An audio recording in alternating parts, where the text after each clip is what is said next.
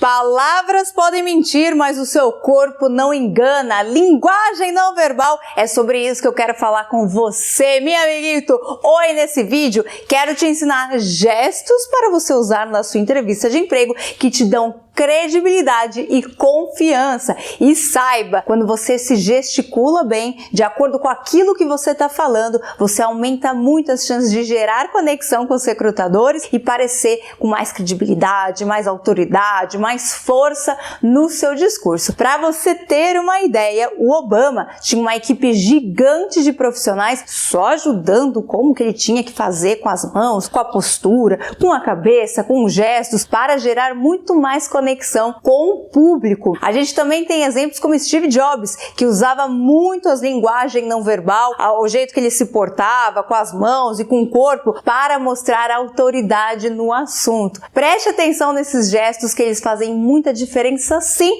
na hora da sua entrevista de emprego. Primeiro gesto importante é mostre as mãos. Sabe quando a gente está brincando de esconder alguma coisa, a gente esconde as nossas mãos? Na entrevista de emprego, principalmente online, as pessoas colocam as mãos embaixo da mesa ou colocam assim em volta da cadeira, acabam não mostrando as mãos. E mostrar as mãos sempre mostra que você está falando a verdade. Olha, não parece que eu estou falando bem a verdade? Eu estou rendida, estou falando a verdade com você. Presta atenção como Jobs e Obama, por exemplo, usavam as mãos para falar. Eles sempre mostravam as palmas da mão, que isso mostra muita verdade. De tempos em tempos, o Obama principalmente, ele fazia uns gestos e ficava em pausa mesmo com a mão dele, e o Steve Jobs também fazia isso. Ainda com a mão, existem algumas posturas que te dão muito poder. Muito usada pelo Steve Jobs é a do triângulo. Quando você faz assim com o triângulo, você mostra, olha, eu conheço muito do assunto.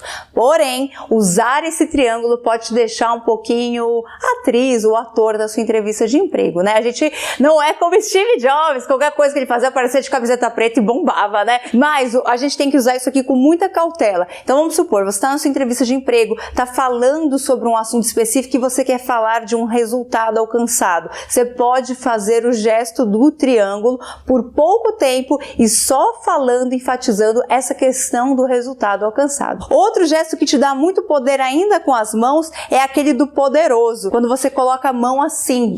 Muitos palestrantes fazem isso. Então, bom, e aí nós estávamos em equipe, tínhamos o objetivo e fizemos a meta e tarará, tarará, tarará. Essa postura aqui é a postura do poder, quando você abre assim os seus braços. Isso mostra para outra pessoa como se você estivesse voando, como um super-herói. Então sempre faça esse gesto também com cautela e ajuda muito. Ainda com as mãos, a gente tem que fazer gestos sincronizados e sempre termine os seus gestos. Quando eu começo a fazer um gesto, então vamos supor, eu vou fingir que eu vou andar, ou eu vou fingir que vou colocar a mão, ou eu vou fingir que vou colocar o meu cabelo atrás da orelha, mas eu não concluo, eu dou uma frustração, um senso de frustração para a pessoa que está me ouvindo. Parece que fala assim, ai, termina, ai, faz tal coisa, e você não termina. E fazer gestos com uma mão só é diferente do que fazer sincronizado com duas mãos. Então sempre preste atenção em gestos que andam em pares, eles sempre têm que estar no mesmo ritmo. E as mãos e os braços sempre em gestos que abrem.